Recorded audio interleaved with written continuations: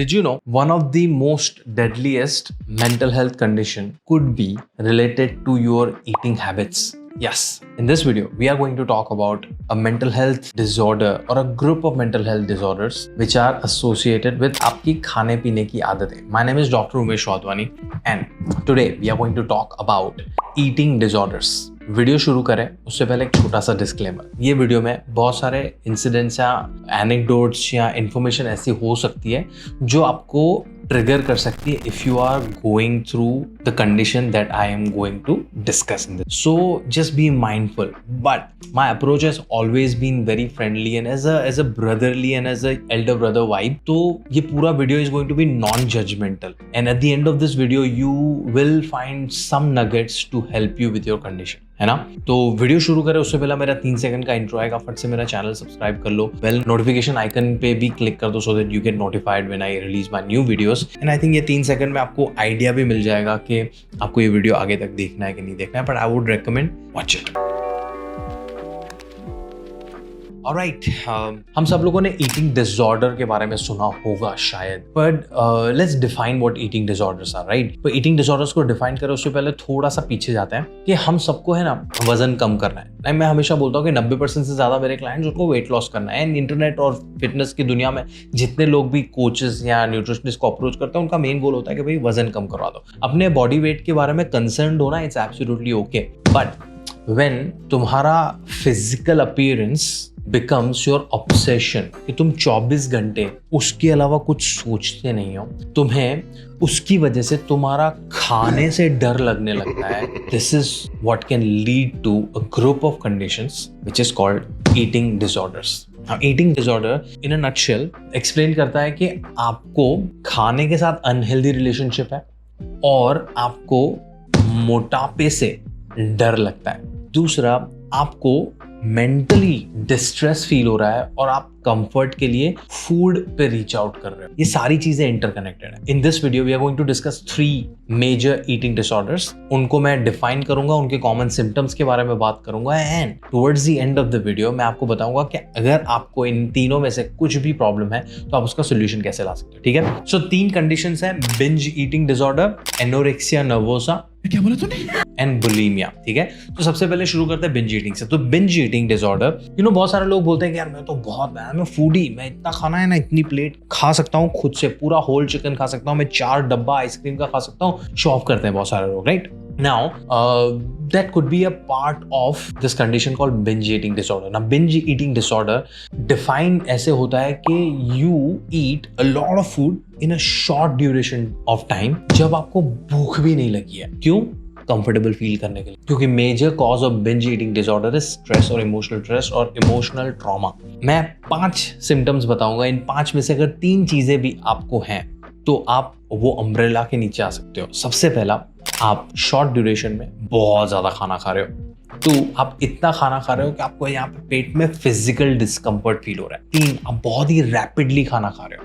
4, आप अकेले में खाना खा रहे हो टू प्रिवेंट एम्बैरेसमेंट और शेम, बिकॉज लोगों के सामने इतना सारा खाना खाओगे तो ऐसे लोग कुछ ताना मार सकते हैं ना. And 5, you feel guilty after the phase of binge eating. The next morning you feel shit about yourself कि यार मैंने क्या कर दिया है. अगर इसमें से 3 चीजें भी हैं और आप बहुत फ्रीक्वेंटली वो 3 चीजें आपको हो रही हैं तो you could be falling under the umbrella of binge eating disorder, because इसके बहुत सारे कॉम्प्लिकेशंस हो सकते हैं आगे जाके. क्या हो सकता है, will talk about it. Second disorder is anorexia nervosa.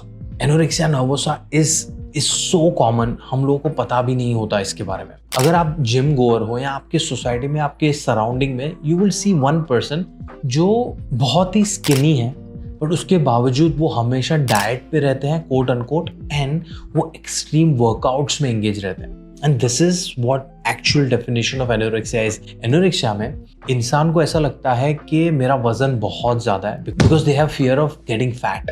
उनको ऐसा लगता है हमारा वजन बहुत ज्यादा है. वो मिरर में खुद को देख सकते हैं कि they are not overweight, but फिर भी उनको ऐसा लगता है कि they are overweight. They will go on crash diets, extreme low calorie diets and extreme exercise. 3-3, 4-4 घंटा वो ट्रेडमिल पे या जिम में स्पेंड कर रहे होते हैं. This is what anorexia nervosa is. उनका मेन रीजन है negative body image and society का फिजिकल अपीयरेंस के जो स्टैंडर्ड्स हैं वो, तो उनको अगर फिजिकल अपीयरेंस पे बहुत ताने उनको मिले हैं वाइल ग्रोइंग अप, या उनके सराउंडिंग में या स्कूल में वो बुली हुए हैं या उनकी सोसाइटी में वो बुली हुए हैं, तो they are more likely to go through anorexia nervosa, because उनको ऐसा लगता है even after being in the right body weight they will think कि उनका वजन बहुत ज़्यादा है and they will do anything to lose weight, and they will do anything to lose weight में एक boundary cross होता है, and that leads to third condition which is bulimia nervosa. Now bulimia is an extreme form of eating disorder where people go through phases. तो वो क्या करेंगे, because उनको emotional distress है, they'll eat a lot of food जब तक वो uncomfortable feel नहीं करते। फिर खाने के बाद उनको डर है कि मुझे ओवरवेट नहीं होना है, तो what they will do is they will go in the bathroom and induce vomiting. Self-induced vomiting comes under the umbrella of purging. तो अगर मैं define कर रहा हूँ bulimia का, तो bulimia is a condition where people eat a lot of food in a short amount of time and then go and do purging. Purging में most common is self-induced vomiting. खुद से ऐसे मुंह में उंगली डाल के वॉमिट करते हैं तो खाना बाहर निकल जाएगा। यहाँ तो they'll use laxatives, मतलब पॉटी डायरिया कराने वाली दवाइयाँ, या डायूरेटिक्स बॉडी में से पानी निकालने वाली दवाइयाँ, या they'll go on fasting the next day. They'll do crash diets, liquid diets, extreme low calorie diets. क्यों? Again, उनको डर है मोटापे से। उनको ऐसा लगता है कि अगर हम खाना खा रहे हैं तो हमारा वजन बढ़ जाएगा और हमें we don't want to get overweight. See, I am always in for eating healthy and having an ideal weight. But ideal weight का जो standard है, जो सोसाइटी ने या बहुत सारे लोगों ने बहुत सालों से चलाया वो it's not right. हमें उसको redefine करना पड़ेगा। हो क्या रहा है कि people are still falling for the old school BMI scale और उनको ऐसा लगता है कि हम overweight हैं। इसमें there are so many reasons and there are so many complications which you can talk about in some other video. But society ने एक structure ही ऐसे create किया हुआ है कि if you fall in a certain box उसके हिसाब से ही तुम खूबसूरत हो या नहीं हो। अगर तुम्हारा वेट या तुम्हारा लुक या तुम्हारी वेस्ट साइज या तुम्हारा हिप साइज या तुम्हारे आर्म साइज या तुम्हारा tummy if it is not in a certain way, तुम्हें खूबसूरत या अट्रैक्टिव की कैटेगरी में नहीं डाला जाता है, बट वो सालों साल चेंज होता रहता है।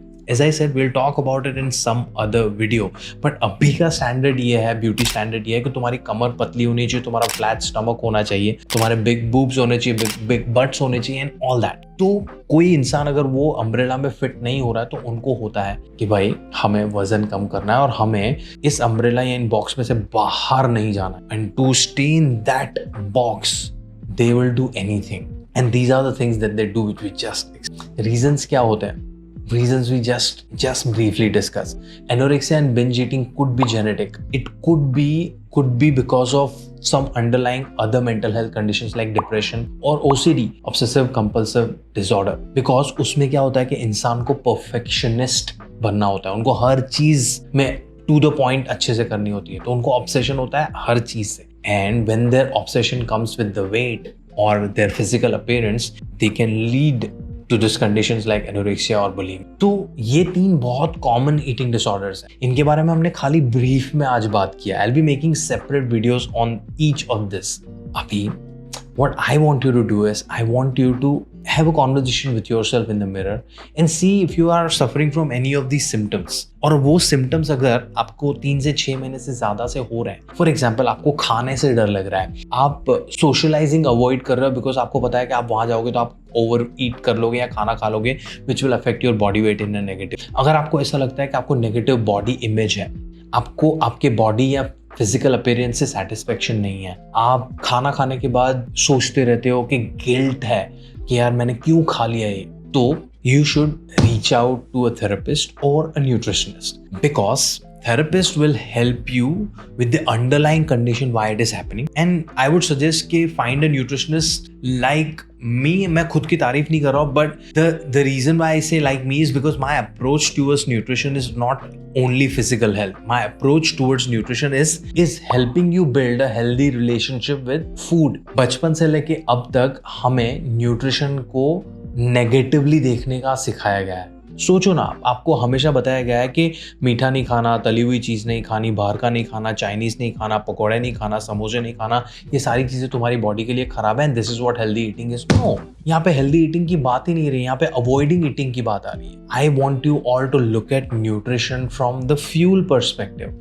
हमारी बॉडी जो है उसको चलाने के लिए हमें कुछ न्यूट्रिएंट्स चाहिए, तो जितनी अच्छी क्वालिटी के न्यूट्रिएंट्स होंगे उतनी अच्छी तरीके से हमारी बॉडी परफॉर्म करेगी। तो हमें न्यूट्रिशन के साथ हेल्दी रिलेशनशिप बिल्ड करना है कि हमारी बॉडी को जो चाहिए वो पहले देना है, एंड जो चीजें हमें अच्छी लगती हैं टेस्ट वाइज, हालांकि दोनों चीजें टेस्ट वाइज अच्छी हो सकती है, बट जो कोट अनकोट जंक फूड जिसको हम बुलाते हैं ना, वो भी तुम खा सकते हो as long as you are also providing the things which are essential for your body. So I want you to start looking at nutrition not in healthy, unhealthy, good, bad, junk or heavenly food. No, start looking at food in two different categories. One that is necessary for nourishment of your body, and two which is necessary for your antaratma, because brownies and chocolates and pastries, we love eating that. Problem arises when you have unhealthy relationship with it. When you look at these things as bad, why do we feel guilty in general? We feel guilty in general because हमें ऐसा लगता है कि हमने कुछ गलत किया है,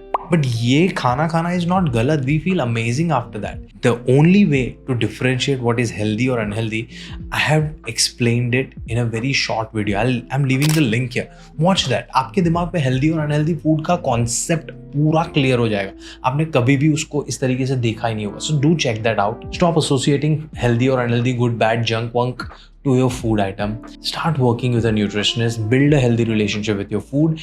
And ये तीनों जो disorders है इसको तुम अच्छे से manage कर सकते हो. ठीक है, तो solution में यही होगा. We have to find out the underlying cause, work with a therapist, work with a nutritionist. Therapist underlying cause को fix करेगा, nutritionist आपका food के साथ, आपकी body image के साथ healthy relationship build करने में help करेगा. अगर आपको न्यूट्रिशन वाले पार्ट पे कोई भी हेल्प चाहिए तो I offer free 15-minute consultation with my team.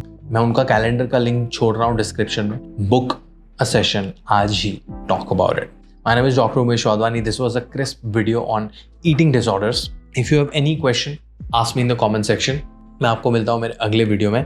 World mental health day चल रहा है. कुछ वीडियोस के लिंक मैं छोड़ूंगा at the end, in the end screen, to check them out as well, because हम सोशल मीडिया पे सिर्फ बातें करके रह जाते हैं, मेंटल हेल्थ के बारे में कुछ करते नहीं है. I want you to do something about it.